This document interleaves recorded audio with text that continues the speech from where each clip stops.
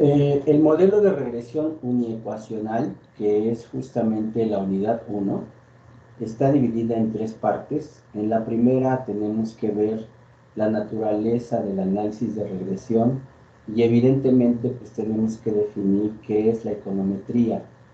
Tenemos dos definiciones en nuestro caso, una de ellas es de tipo etimológico, es decir, vamos a ver todos los componentes que forman la palabra econometría y vemos que la podemos entender como la medición económica.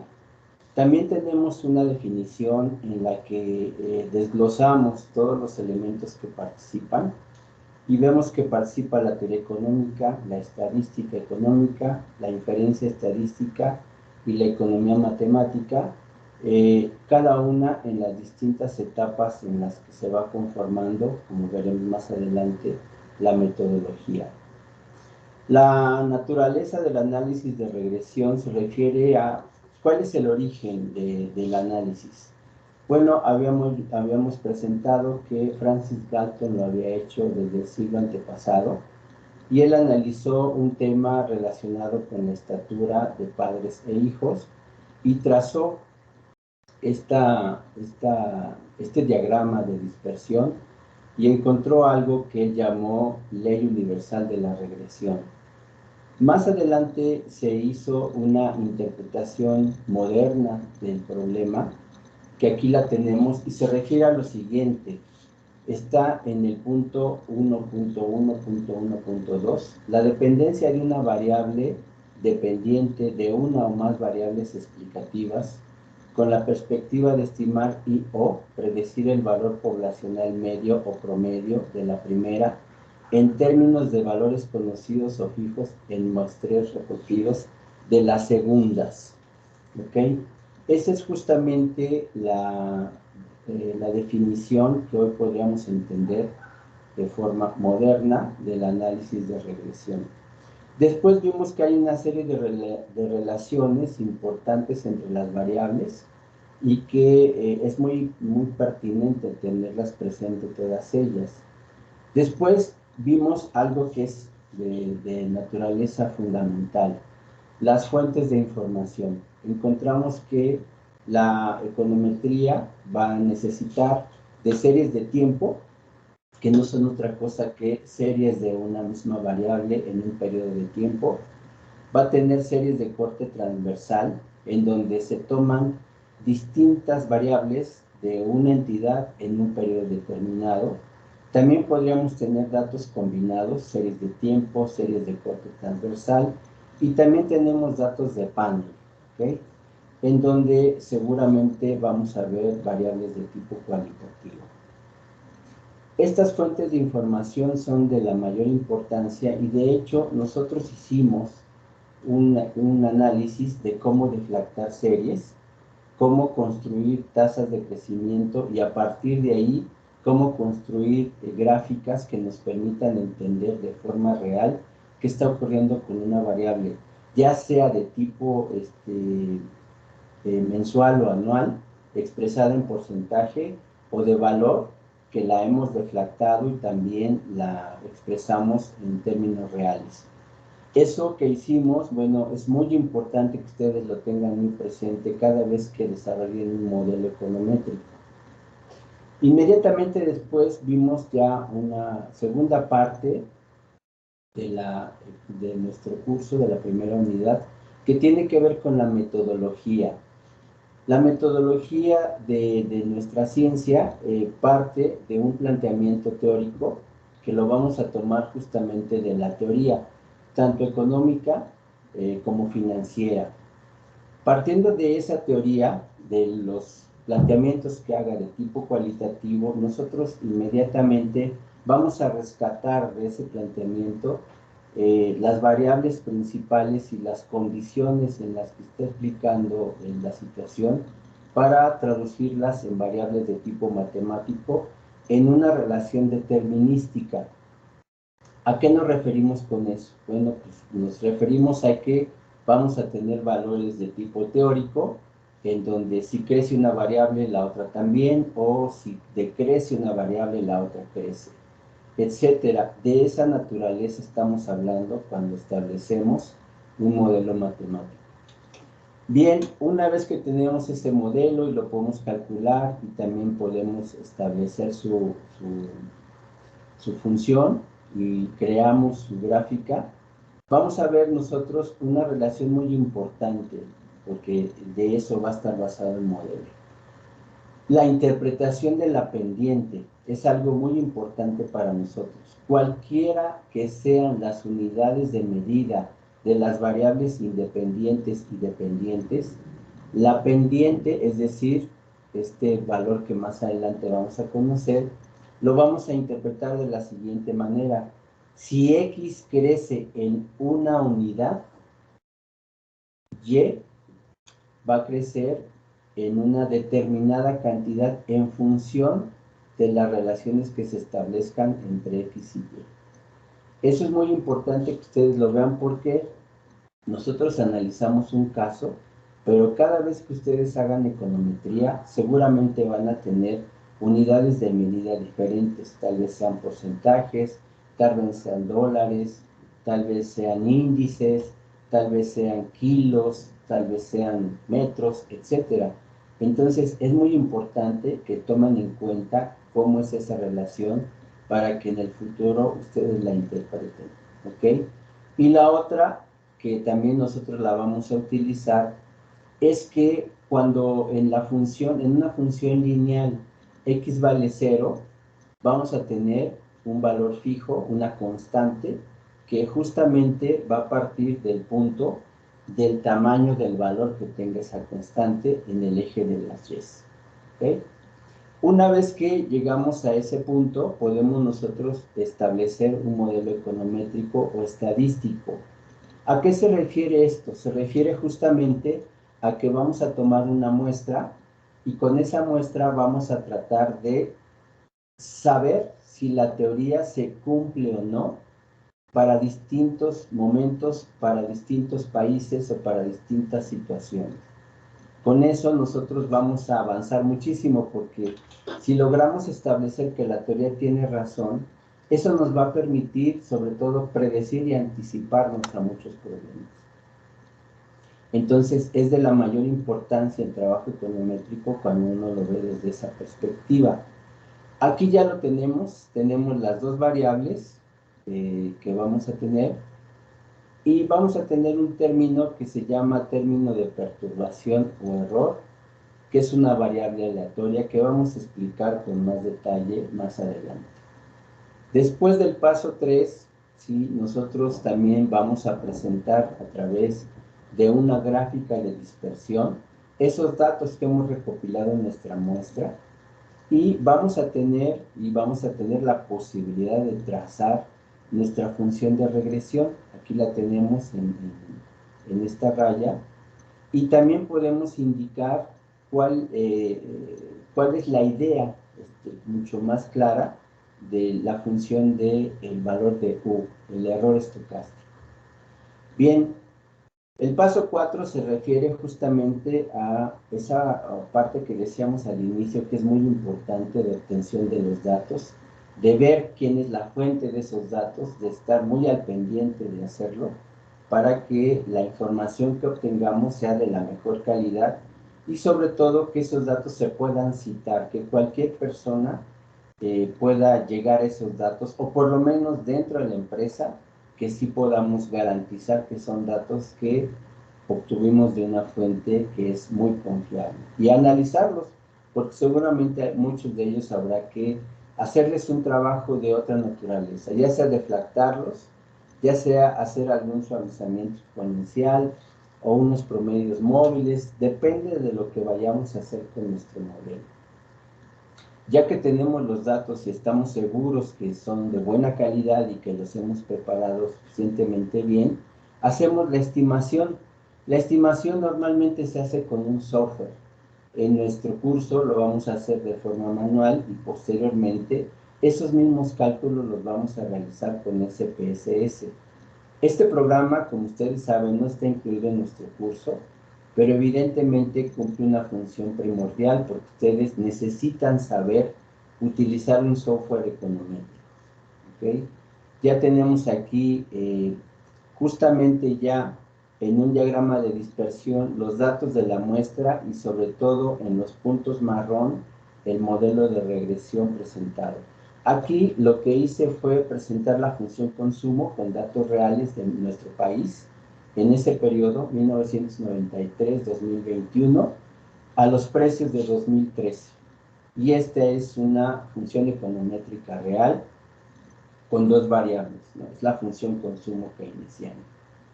Bien, una vez que llegamos allí y vemos que, como en este caso, ¿no? Se ve claramente que nuestro modelo sigue el comportamiento de los datos reales que están en azul.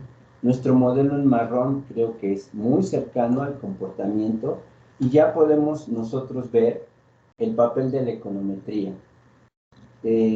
Los economistas, bueno, ya lo hicieron economistas anteriores a mí, por supuesto, gigantes, ¿no? Soy admirador de todos ellos, por supuesto.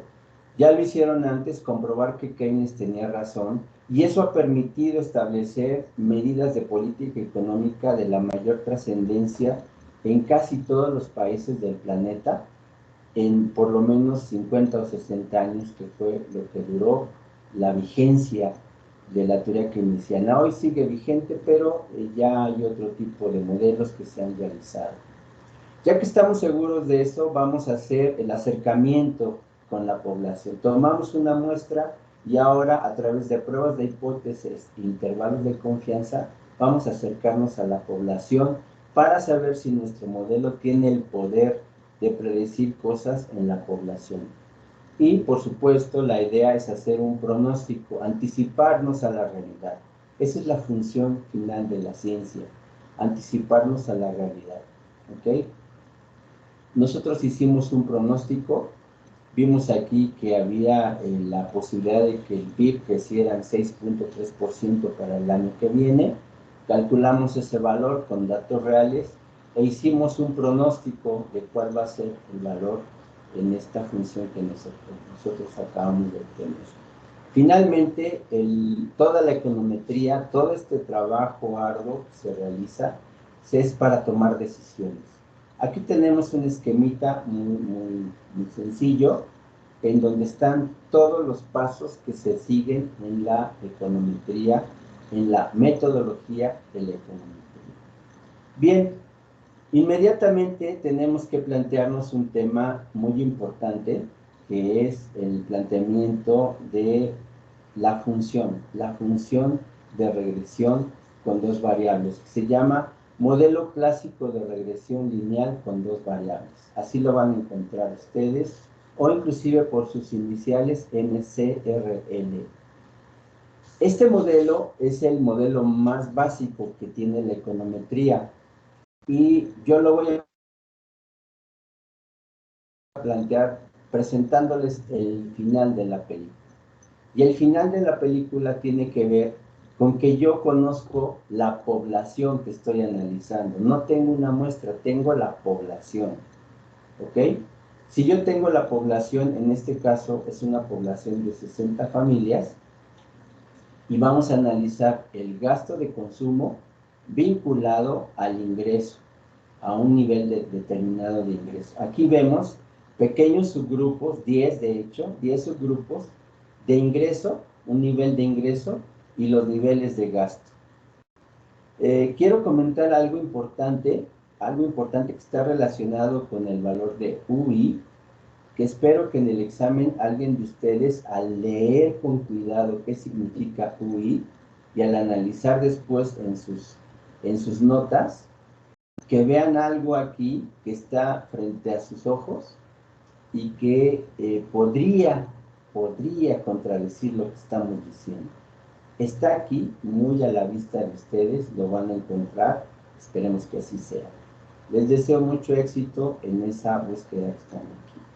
Bien, tenemos una población, tenemos dos variables, tenemos un conjunto de ingresos que están determinando un conjunto de gastos, y lo que vamos a hacer es, como tenemos la población, vamos a tomar la media condicional.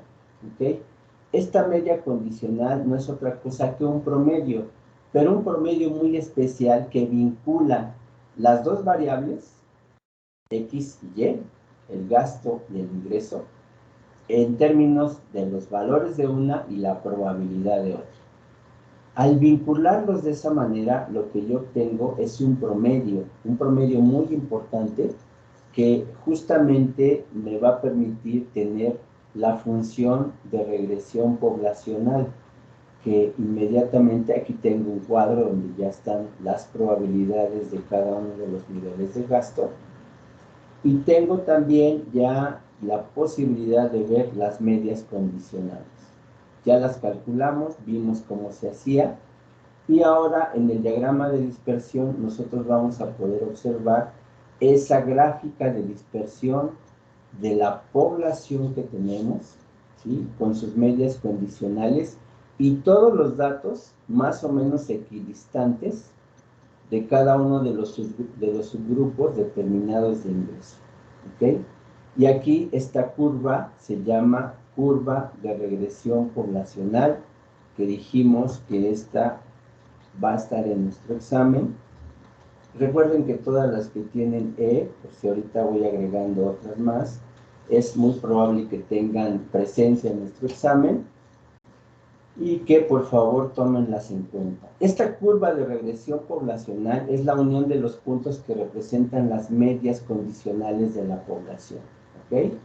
Es decir, que para cada X existe una población o un subgrupo o una muestra de valores de gasto y alrededor que se juntan alrededor de esta media condicional. ¿Ok?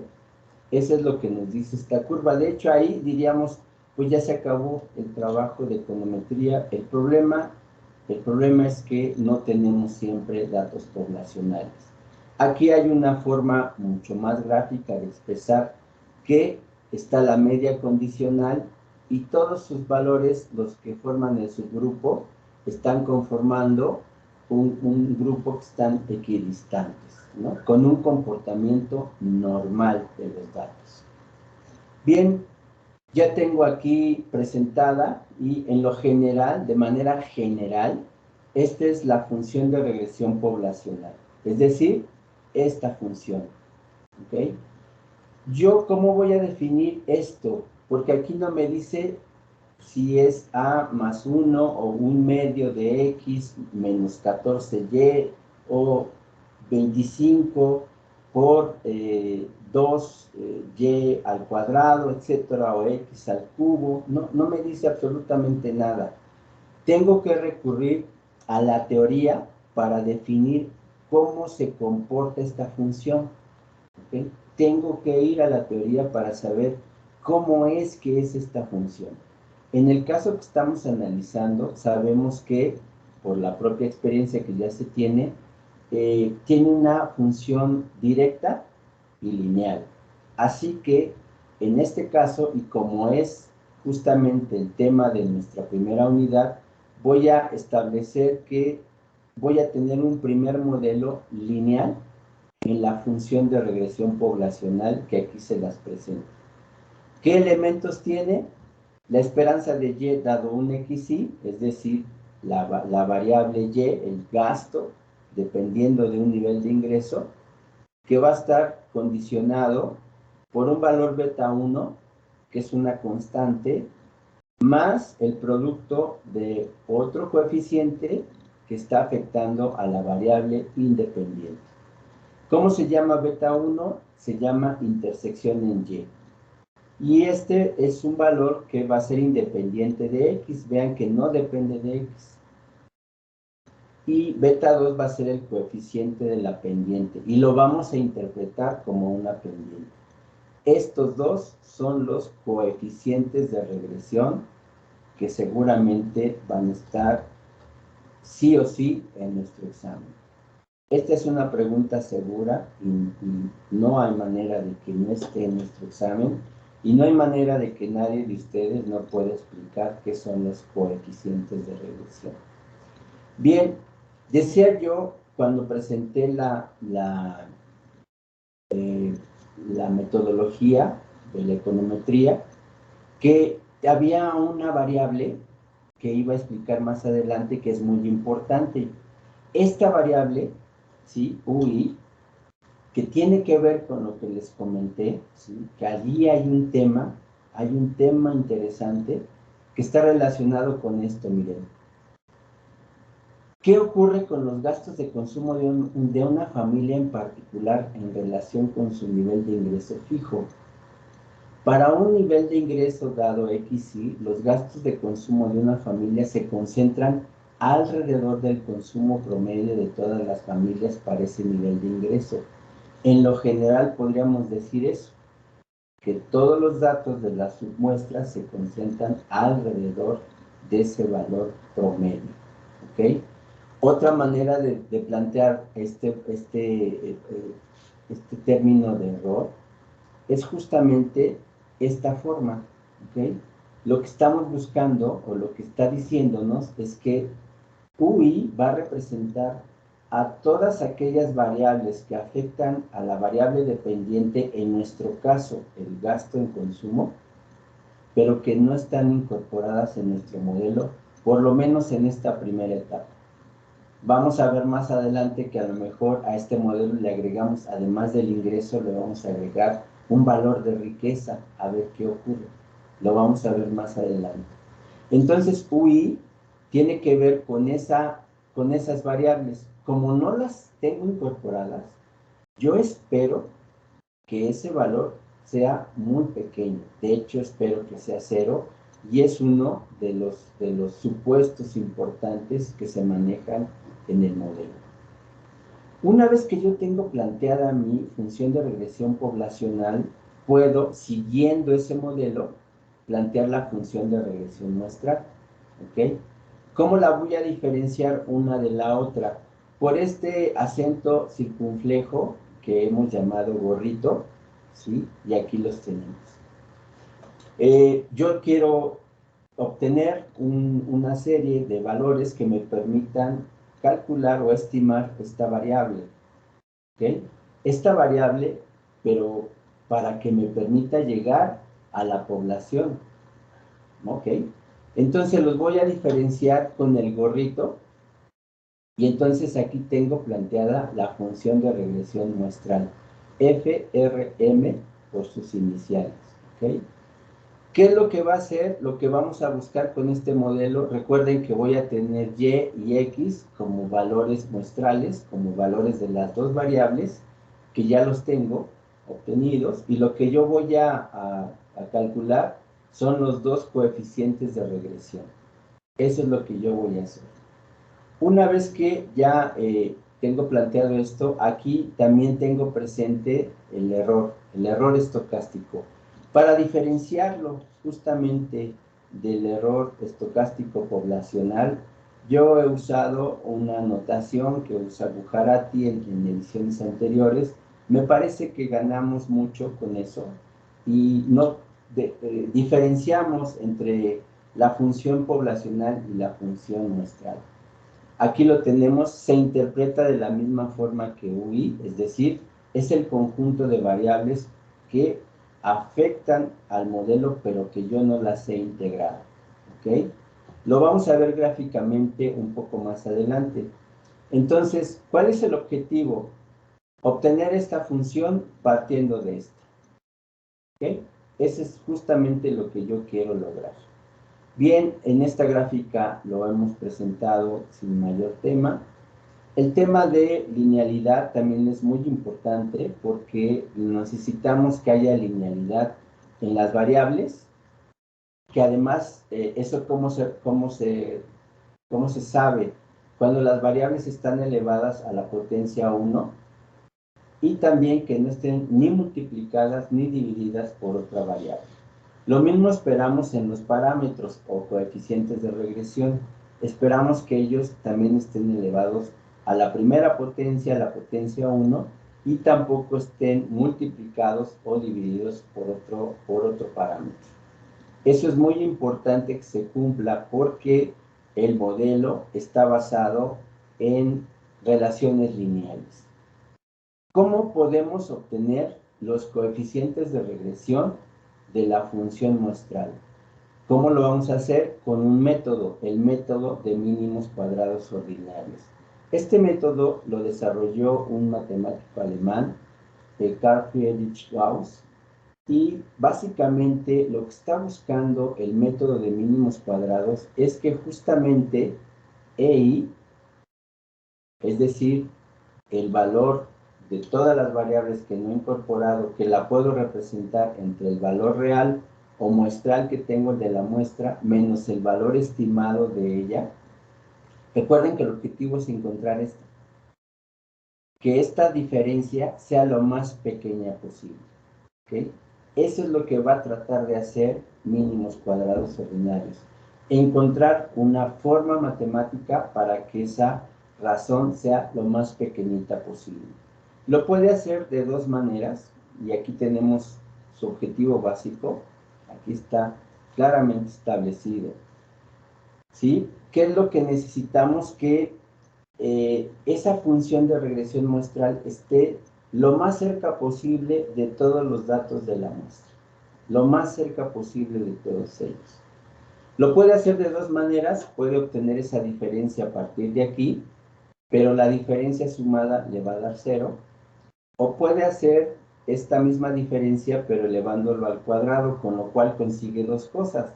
Que la elevación al cuadrado no va a ser la suma 0, y también va a servir como un ponderador del tamaño de las diferencias que vamos a tener entre esta y esta. Gráficamente aquí ya lo mostramos en su momento. Esta es la gráfica donde se puede ver justamente esa situación. Una vez que planteamos que esta es la manera en la que mínimos cuadrados lo va a resolver, se deriva, se generan dos ecuaciones normales, y al desarrollarlas simultáneamente encontramos las fórmulas para beta 1 gorrito y beta 2. ¿Okay? Estos dos estimadores, beta 1 gorrito y beta 2 gorrito, tienen estas características. Están expresados en las unidades de cantidades observables y son estimadores puntuales. ¿Qué significa eso? Ya lo hemos dicho muchas veces, que son estimadores que se han obtenido con una muestra. ¿Okay? Aquí los vemos otra vez. Ya habíamos comentado esta gráfica. Estas medidas de esta gráfica los vamos a ver con los supuestos. Rápidamente los vamos a observar. Vemos que son 7 supuestos. Lo había comentado que hay bibliografía que da 5, hay unos que dan más, pero nosotros estamos siguiendo básicamente a Bucharati y a Bullrich, y más o menos coinciden en que son 7. El primer supuesto habla de que buscamos que haya linealidad en los parámetros, es decir, que los parámetros o coeficientes del modelo estén elevados a la potencia 1 a la primera potencia. El número 2 es que tanto x sea independiente del término de error UI, es decir, que la covarianza entre xy y ui sea 0. Como pregunté que si habíamos calculado alguna vez la covarianza, me dijeron que no. Vimos este ejercicio, le pusimos datos para poder calcular la covarianza, y encontramos que la covarianza se puede dar de 3 maneras: si el número es positivo, si es negativo o si es 0. Lo que yo estoy buscando es que la covarianza entre x y y sea 0. ¿Ok? En cada caso vimos aquí cómo se interpreta cuando es 0 o es negativo. El supuesto 3 establece que el valor de la media UI, que depende de las xy dada, sea 0. Por supuesto, yo insisto otra vez, como no lo hemos incorporado, estamos buscando justamente que ese error pues sea lo más pequeño, o que sea de plano 0, y que además establecemos aquí en este supuesto, o lo confirmamos porque ya se dijo antes, que tienen una distribución normal. ¿Ok? Bien, el supuesto 4 habla de la homocedasticidad, es decir, que las poblaciones Y, los pequeños subequipos o subgrupos o muestras correspondientes a diversos valores de X tienen la misma varianza. Lo vemos aquí. Recuerden que la varianza es una medida de dispersión alrededor de la media. La media la tengo aquí en esta rayita. Estoy viendo que hay un comportamiento normal y gráficamente se ve que la curva tiene la misma altura. Puedo ver que si hay homoscedasticidad, recuerden que homo significa lo mismo o igual. Si aquí en este caso viéramos una gráfica hasta acá, ya no hay homoscedasticidad y lo que estaríamos comprobando es que a medida que crece X, por lo menos en algunos valores, UI también está creciendo, con lo cual ya estaríamos rompiendo un supuesto. Eso lo vamos a ver justamente en la unidad 2. Supuesto 5, no hay autocorrelación, por supuesto, esperemos que sea así la relación entre UI, que no sea de este tipo, es decir, cuando crece uno crece la otra, ni tampoco de este tipo, que sea de este, que no tenga un patrón. El número de observaciones debe ser mayor al número de parámetros. Ya lo explicamos, ocurre como en las ecuaciones. Si yo tengo dos ecuaciones simultáneas y tengo dos variables, el sistema tiene solución. Pero si tengo tres, no lo voy a poder resolver. ¿Okay? A eso se refiere este supuesto 6. Y el último se refiere a que no todos los valores de X en una muestra determinada deben ser iguales. Decía yo que si todos son 2, si todos los valores de una muestra, pensemos que son 4, son el número 2, y yo lo sumo, la media es 2. Y si yo ejecuto en la fórmula de beta 2 gorrito esta diferencia, entonces tendría 2, el primer dato 2, la media es 2, 2 menos 2 es 0. Esto ya no se puede obtener, este ya no lo puedo conseguir y el modelo es irresoluble. ¿Ok? Está aquí, ¿qué pasa si no se cumplen los supuestos? Y están los capítulos en donde se analizan esos casos. Nosotros vamos a ver casi todos ellos y algunos más. Y el último se refiere a una condición importante que es el teorema de Gauss-Markov, en donde estamos buscando que sea el mejor estimador lineal insesgado, que se refiere a un estimador medio, ¿ok? Es decir, que sea lineal, que su valor promedio esperado sea igual al valor verdadero o poblacional, y finalmente que tenga una varianza muy pequeñita. Ese es un estimador medio. Esto seguramente ustedes lo comentaron y de hecho debieron haber hecho ejercicio en sus cursos de estadística. Y hicimos un ejercicio con una muestra de la cadena de tiendas Walmart, en donde hay 12 tiendas de la zona metropolitana de la Ciudad de México, y lo que se quiere evaluar, hacer un modelo econométrico para estimar qué pasa si yo aumento una variable, qué pasa con las ventas, el efecto del espacio en de estantería de cada una de esas tiendas y las ventas semanales de publicaciones fiscales. Esas son las dos variables. Las ventas son Y, es decir, la variable dependiente, y el espacio en estantería es X, la variable independiente. Tiene 4 incisos, nos piden que consigamos o obtengamos los coeficientes de regresión, beta 1 gorrito y beta 2, estos son los coeficientes de regresión, que interprete esos coeficientes, que haga una interpolación y una extrapolación y que haga el diagrama de dispersión, donde además incluya el valor de Y gorrito, el valor estimado. Bien, pues yo utilizando, aquí tengo los datos de la tabla, y me anticipo porque la fórmula va a pedir, en algún caso va a pedir esto, y déjenme regresar un momento porque también en algunos libros de econometría van a encontrar ustedes estas mismas fórmulas, pero estas fórmulas las van a encontrar con una minúscula. Lo que están haciendo ellos ya es que XY menos su media va a ser XY minúscula. De esa manera ustedes también lo van a encontrar en otros libros de econometría. Bien, tengo aquí y me anticipo porque pues tengo los datos de las 12 tiendas. Ese es el valor de N, los datos de X, la variable independiente, los datos de Y, la variable dependiente. Me anticipo porque me van a pedir cada uno de estos valores al cuadrado, también de este y el producto de estas dos. Además, me van a solicitar de ellos sus sumas, de las 4 que estoy calculando, y también voy a usar los promedios. ¿Okay? Yo, utilizando las fórmulas que ya tengo y los valores que ya obtuve aquí, obtuve que están 0.24 y 1.45. Beta 2 gorrito vale 0.24 y beta 1 gorrito vale 1.45.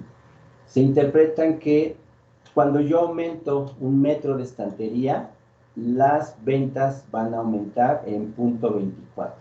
Como lo tengo expresado en miles de pesos y pesos sobre metros, así lo vamos a interpretar como un aumento de 240 pesos en ventas por tienda a medida que yo aumento un metro de estantería. 1.45 significa que si yo no le doy ni siquiera un centímetro de estantería, cuando X vale 0, entonces van a haber ventas por 1.45, que significa que serán 1.450. Cuando interpolo, lo que hago es darle un valor, me piden que lo haga a 5 metros y obtengo este. Cuando extrapolo, lo que hago es un valor fuera del rango que tengo en X, aquí lo tengo y obtengo este valor. También me piden que haga el diagrama de dispersión y sabemos que tengo estos valores de X y voy calculando o graficando cada uno de los valores de Y de acuerdo a la tabla que vimos allá antes. ¿Okay? También más adelante me piden que yo tenga estos puntos marrón que son justamente mi modelo. El modelo aquí ya lo tengo, Y gorrito, 1.45 más 0.24 de XY. Entonces, tengo esta tabla y ya puedo obtener esos valores. Bien, hay una medida muy importante que se llama error estándar del estimador, que me da simple y llanamente algo muy valioso. La medida de la variabilidad de cada punto en torno a la línea de regresión. ¿Sí? ¿Qué tan separado estamos de ahí? Es un promedio de diferencias. Este es muy importante. Está la fórmula para obtenerlo y obtuvimos nosotros 0.34. También tenemos otras medidas importantes que se llaman medidas de variación en regresión, que son los famosos, la suma de cuadrados. ¿Okay? Tengo la suma de cuadrados de la regresión y la suma de cuadrados del error y la suma total. Lo que yo quiero relacionar es la suma de cuadrados de la regresión, porque es la parte que sí explico, mi modelo, contra la suma total, porque de esa manera yo voy a obtener una medida que se llama coeficiente de determinación, que aquí lo tengo, R cuadrada, y esa medida me va a decir qué porcentaje explica la variable independiente de los cambios en la variable dependiente. Nosotros vimos que el 62% de esos cambios están determinados por la variable independiente, que en este caso es el espacio en estantería. También necesito encontrar los errores estándar de los estimadores porque los voy a utilizar para hacer inferencia estadística. Tengo que encontrar los de beta 1 gorrito y los de beta 2 y desarrollar estas fórmulas. La clave aquí es cómo interpreto x y al cuadrado, aquí lo tengo, porque estas dos variables sí las obtengo. Una vez que tengo esto, ya puedo obtener sigma al cuadrado y también sigma, ¿ok? Con esos valores ya puedo obtener esto y también puedo obtener la covarianza entre beta 1 y beta 2. Bien, también tengo la posibilidad de calcular el coeficiente de correlación. ¿A qué se refiere eso? Al nivel de asociación que tienen las variables. En nuestro caso hay un nivel importante. Ayer vimos que SPSS nos da arriba de 80. Nosotros obtuvimos 78, pero SPSS nos da un valor más importante. ¿Ok? Una vez que pasa eso, con las tablas que acabo de pasar y también con esta que estoy presentando aquí, que ya hicimos, ya puedo obtener los valores finales de los errores y las varianzas de beta 1 gorrito y de beta 2 gorrito para irme a los intervalos de confianza. Un intervalo de confianza no es otra cosa que una medida que me va a permitir establecer la posibilidad o la probabilidad con un nivel de confianza de que el valor poblacional esté contenido dentro de ese intervalo.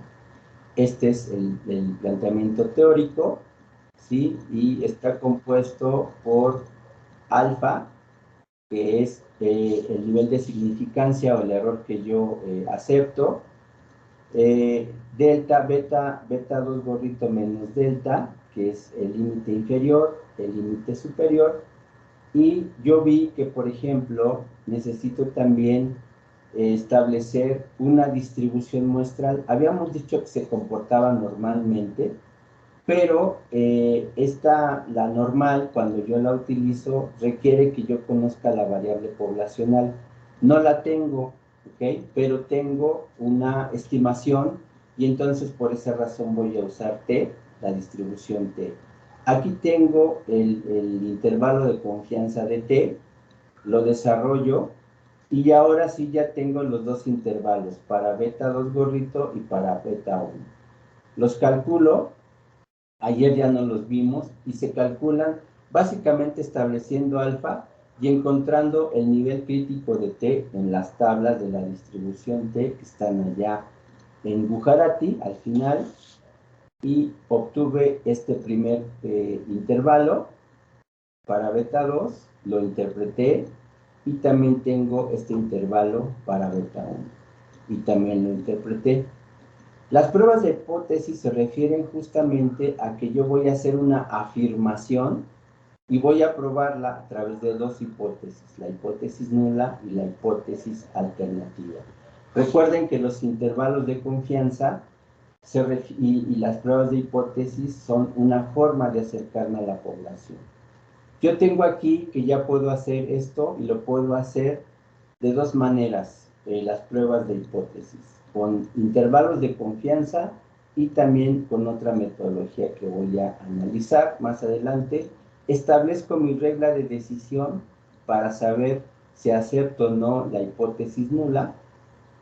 Aquí tengo ya los resultados y también tengo la interpretación. La otra metodología que no es a través de intervalos de confianza se llama prueba de significancia, en donde también voy a establecer un valor muy importante, ¿sí? Voy a decir que en un momento dado el valor poblacional beta 2 va a asumir un valor beta 2 asterisco, que establecimos que era 0.4, y desarrollo justamente este intervalo. Una vez que lo tengo planteado teóricamente, lo puedo ver aquí en esta gráfica, donde tiene áreas de rechazo y áreas de aceptación. Lo desarrollo, pongo aquí los pasos que están viendo ustedes y obtengo este intervalo, lo que nos dice que justamente no se va a cumplir la hipótesis nula. ¿Ok?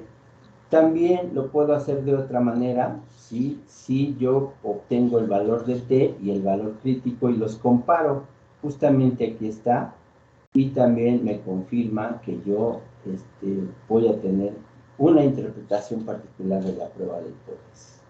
Tengo estos dos términos, obsérvenlos muy bien, cómo voy a interpretar justamente los resultados. Finalmente tengo el análisis de regresión o el análisis de varianza, que lo que me va a decir la razón F y lo que yo haga con la razón F, y voy a traer de nueva cuenta el análisis de varianza, es decir, la suma de cuadrados, para saber si esta medida, ¿sí? Si esta medida, planteando una prueba de hipótesis, me va a comprobar si X explica o no a la variable dependiente.